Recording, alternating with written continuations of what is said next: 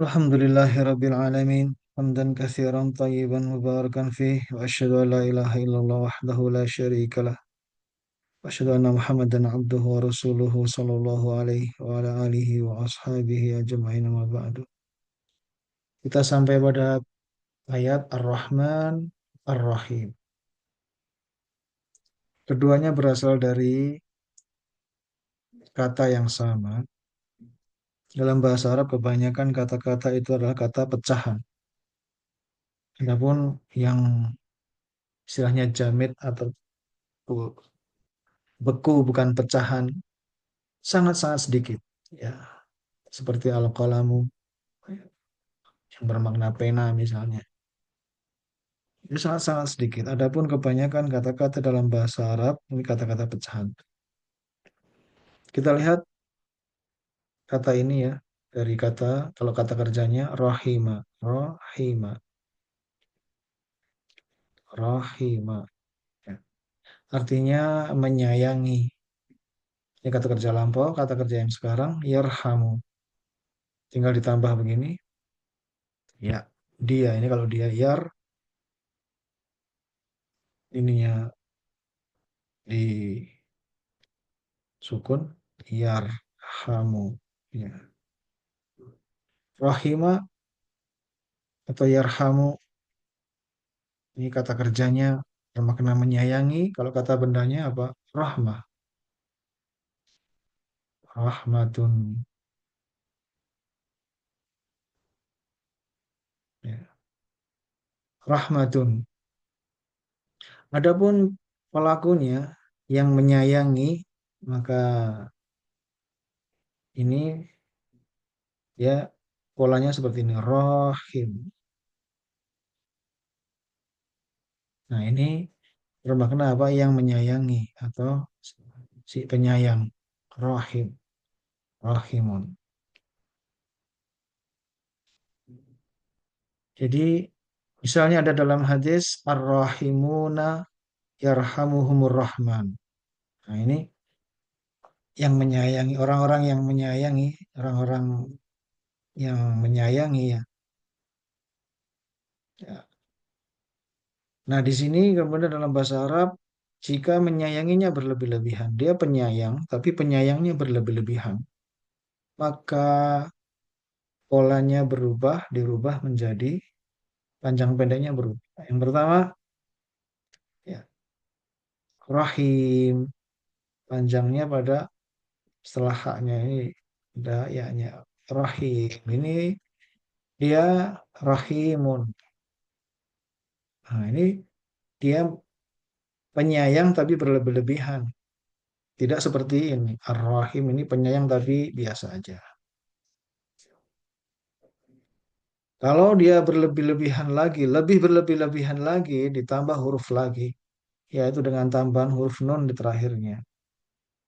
Yaitu dengan adanya tambahan huruf yang lebih banyak, maka ini menunjukkan lebih mubalaghah. Mubalaghah itu berlebih-lebihan. Lebih lagi berlebih-lebihan lebih, yaitu yang jadi Rahman. Rahman. Oh, ini. Nah, ini Rahman. Rahman. Kemudian ini untuk menjadi nama Allah maka dia ditambahkan alif lam. Dari bentuk ini, kalau bentuk seperti ini ada tanwin, ini bentuk yang belum belum tertentu, belum dikenal siapa ini. Maka ditambahkan alif lam. Ar-Rahman, Ar-Rahim itu yang banyak menyayangi, yang itu maksudnya itulah Allah. Maka dia kemudian ini di sini menjadi ditambah alif lam, ditambah alif lam Ar-Rahman. Tanwinnya nggak boleh pakai tanwin kalau ada alif lam. Ar-Rahim, tanwinnya hilang. Ar-Rahimu, Ar-Rahmanu. Ya, namun karena sebelumnya semuanya kasrah, maka di sini ya, menjadi kasrah. Ar-Rahmanir Rahim. Nah, sebelumnya ada Alhamdulillahi. Di situ Allah kasrah ya. Hak yang terakhir. Alhamdulillahi, maka ini semuanya kasrah. Rabbil Alamin. Kemudian Ar-Rahmanir Rahim. Di sini kita bisa melihat sekarang bahwasanya nama Ar-Rahman Ya, di sini begini. Tapi ini alif sering nggak ditulis, makanya kadang ditulisnya bagaimana? Begini saja. Ya, alifnya ditulis ini. Ar-Rahman. Ini Ar-Rahim, tapi lebih berlebih-lebihan lagi. Lebih berlebih-lebihan daripada Ar-Rahim. Ya, yang menyayangi, tapi menyayanginya berlebih-lebihan. Menyayanginya apa? Penyayang tapi berlebih-lebihan. Maka diartikan dalam bahasa Indonesia Maha Penyayang. Ini Ar-Rahim, Maha Penyayang. Ini Ar-Rahman lebih berlebih-lebihan lagi daripada Ar-Rahim. Tambah lagi ini penyayang tapi sangat-sangat berlebihan. Ya, sampai-sampai apa? Orang yang tidak mengakui adanya Allah sekalipun, ateis, ya, dia masih diberikan nikmat-nikmat dunia. Nikmat keduniaan itu diberikan kepada orang yang sampai mereka tidak mengakui adanya Allah atau mereka menyembah yang selain Allah. Allah masih berikan dunia karena dunia ini sesuatu kenikmatan yang kecil.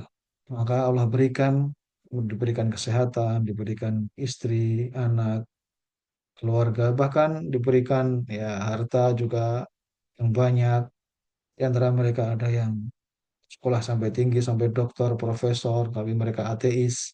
Bisa mereka mencapai seluruh kenikmatan-kenikmatan dunia ini bisa diperoleh. Sebagaimana Allah berikan hal ini kepada Fir'aun, kemudian kepada Qarun, ya, dan banyak tokoh-tokoh yang melawan para rasul, mereka diberi kenikmatan dunia sebelum mereka kemudian diazab oleh Allah Subhanahu wa taala. Adapun untuk umat sebelum Nabi Muhammad SAW mereka diazab di dunia sebelum diazab di akhirat. Dan untuk umat Nabi SAW diakhirkan azabnya di akhirat saja. Dan terkadang ditimpakan di dunia dengan tujuan agar mereka mau berpikir kembali, mau menghilangkan kesombongannya dan diberi kesempatan seperti itu. Nah, di sini sekarang kita telah mengetahui makna, disinilah Ar-Rahmanir Rahim. Yang keduanya ini sebenarnya bermakna penyayang. Ya, Maha Penyayang. Ini penyayang. Ya, ini penyayang bagi semuanya, baik yang kafir maupun yang beriman. Ya, namun ini diberikan sampai di dunia saja. Ini untuk di dunia semuanya memperoleh.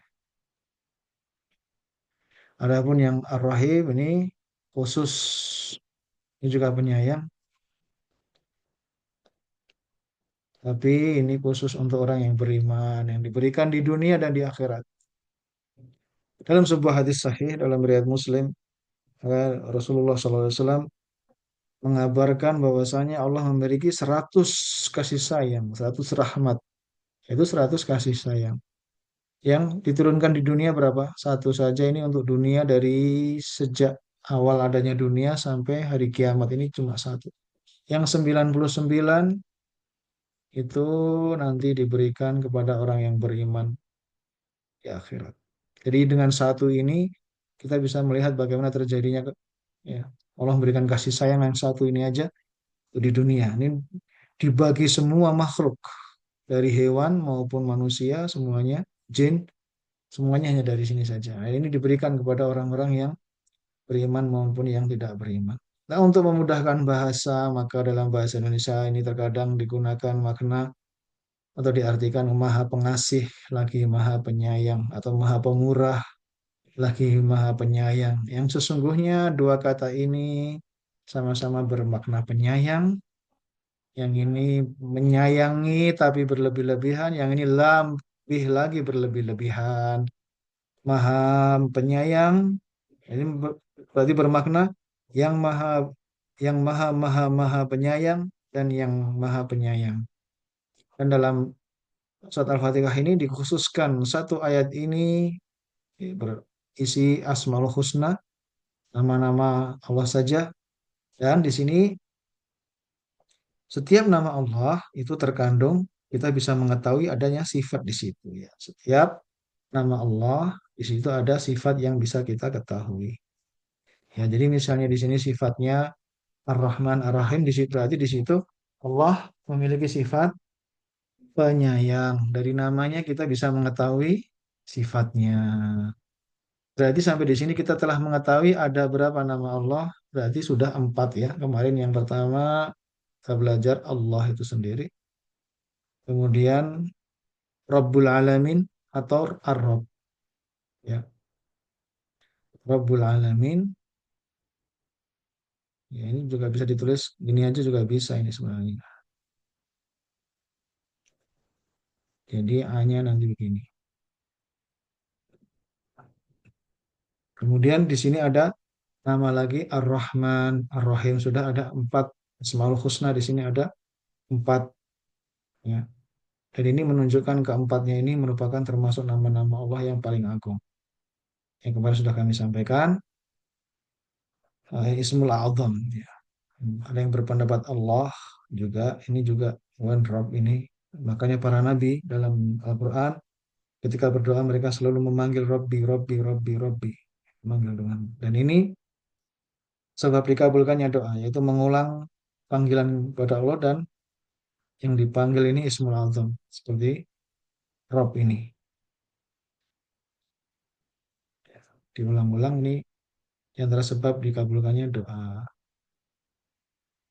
Dan di sini eh, dari dua ayat ini ya, Alhamdulillahirrabbilalamin, kita sudah sampaikan ini pujian yang disertai Alhamdulillah kemarin, disertai dengan rasa cinta dan pengagungan. Di sini ya, dengan mengingat ayat ini, ketika kita menyebut nama Alhamdulillah akan disertai dengan rasa cinta. Karena di sini kita mengetahui Allah itu Rabbul Alamin. Allah itu pencipta alam semesta, pencipta kita. Ya, seorang mengetahui dari mana asal usulnya, sebagaimana manusia dia berasal dari ibunya dan ayahnya, mereka akan mencintainya. Dan yang ayah ibu menjadi sebab adanya kita dan kita sendiri diciptakan oleh Allah Subhanahu wa taala. Di sini akan menumbuh rasa cinta. Dengan kita membaca Alhamdulillahirabbil alamin, kemudian Ar-Rahmanir Rahim di sini ya dengan mengetahui Allah memiliki banyak sekali nama-nama dan sifat tapi yang disebut khusus dalam satu ayat ini sifatnya sifat yang menyayangi dan bahkan menyayanginya berlebih-lebihan. Maha penyayang kepada kita semua. Di sini akan menimbulkan rasa harap. Jadi rasa harap. Dan kemudian nanti yang ketiga setelah ayat ini akan ada ayat yaitu Maliki Yaumiddin. Di sini ayat ini yang bermakna pemilik atau raja di hari pembalasan. Ini menimbulkan yang ketiga nanti menimbulkan rasa takut. Tapi rasa harapnya ini didahulukan daripada takutnya ya. Baik.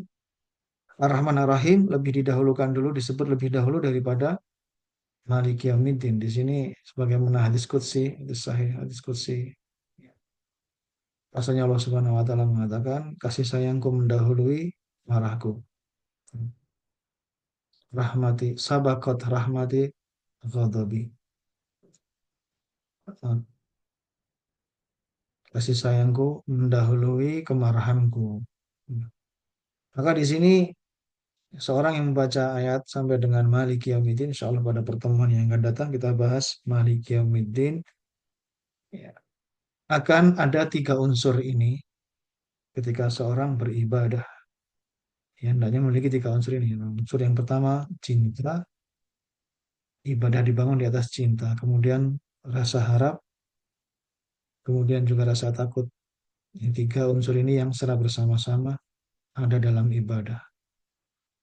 Nah, disinilah ibadah seorang menjadi ibadah yang sempurna tatkala dia menggabungkan rasa cinta, harap, dan takut bersama-sama. Dan ini hanya bisa terjadi kepada Allah Subhanahu wa taala. Semakin tinggi rasa cinta, semakin juga tinggi rasa takut. Ini tidak bisa terjadi kecuali kepada Allah Subhanahu wa taala. Adapun kepada makhluk, ya, kita kepada makhluk, kalau rasa takut kita bertambah, maka rasa cintanya akan berkurang.